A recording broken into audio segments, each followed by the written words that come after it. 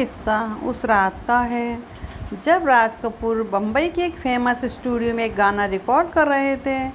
शंकर जयकिशन संगीत निर्देशन दे रहे थे और लता मंगेशकर माइक्रोफोन पर गा रही थी।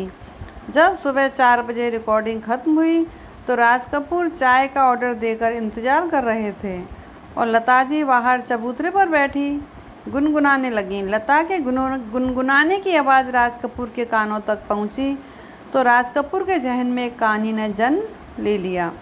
दरअसल दूर से लता की आवाज़ में भैरवी राग राज कपूर पर जादू कर गया। लता की आवाज़ मानो दूर से किसी मंदिर की घंटियां सुनाई पड़ती हों। राज कपूर को ऐसा प्रतीत हुआ।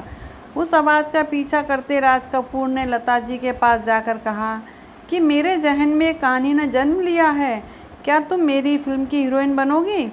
लता जी ने मुस्कुराकर कहानी के बारे में पूछा तो राज कपूर ने कहा कि मेरी फिल्म की हीरोइन मध्यम शक्ल सूरत वाली लेकिन मनमोहक आवाज़ वाली लड़की की कहानी है। राज कपूर की कहानी सुनकर उस दिन तो लता जी ने हाँ कर दी थी, लेकिन बाद में राज कपूर फिल्म जागते रहो की शूटिंग में व्यस्त हो गए। जागते रहो फिल्म खत्म होने के बाद नरगिस भी राज कपूर बैनर से अलग हो गई तथा अपने सारे रिश्ते आर के बैनर से ख़त्म कर लिए। फिर राज कपूर ने लता से बात की क्योंकि अब तो वह वही फिल्म पर काम करना चाहते थे जिसके बारे में उन्होंने लता से पहले बात की थी, लेकिन उन दिनों लता अपने शोज़ में और रिकॉर्डिंग्स वगैरह में उलझी हुई थी, तो इस वजह से लता ने फिल्म करने से जवाब दे दिया। अब राज कपूर के पास और कोई हीरोइन भी नहीं थी, इसलिए वो प्रोजेक्ट ठंडे बस्ते में चला गया। कई साल बीत गए। दोस्तों, मैं बात कर रही हूँ राज कपूर की फिल्म सत्यम शिवम सुंदरम की। सत्यम है स्वयं से संबंध, शिवम है कल्याण, मूल्य यानी समाज से संबंध, सुंदरम यानी प्रकृति से संबंध। इसी ज्ञान पर फिल्म की कहानी बुनी गई है। अब राज कपूर के पास एक नई हीरोइन थी जिसका नाम था हेमा मालिनी। जब वो कहानी हेमा मालिनी को सुनाई गई तो बाकी तो सब ठीक लगा, लेकिन कॉस्ट्यूम की वजह से हेमा मालिनी राज कपूर को हाँ बोलने में हिचकिचा रही थी। लेकिन हेमा मालिनी राज कपूर को सीधे जवाब ना दे सकी और जब स्टूडियो से कॉल जाता तो बिजी होने का बहाना लगा देती।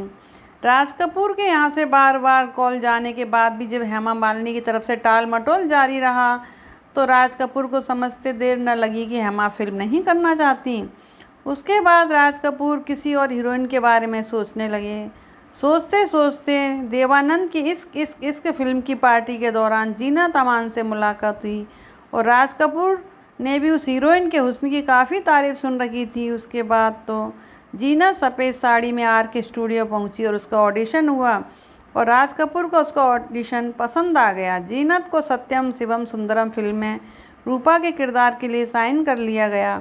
उस ज़माने की ये बोल्ड फिल्म 22 मार्च 1978 को पहले पर्दे पर रिलीज़ हुई और ज़बरदस्त तरीके से कामयाब भी हुई। आज भी किसी पर्व पर इस फिल्म का मशहूर गाना यशोमती मैया से बोले नंदलाला में सुनाई दे ही जाता है। अगर दर्शकों की नज़रों से देखें तो हेमा मालिनी को रूपा के किरदार में देखना कभी नसीब नहीं हुआ। अगर हेमा के नज़रिए से देखा जाए तो उसका फ़ैसला सही भी था, लेकिन अगर अभिनय के हिसाब से देखा जाए तो क्या हेमा रूपा के किरदार के साथ जीनत जितना न्याय कर पाती?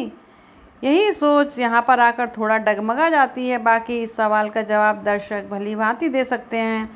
तो दोस्तों, क्या राय है आपकी? कमेंट करके ज़रूर बताइए।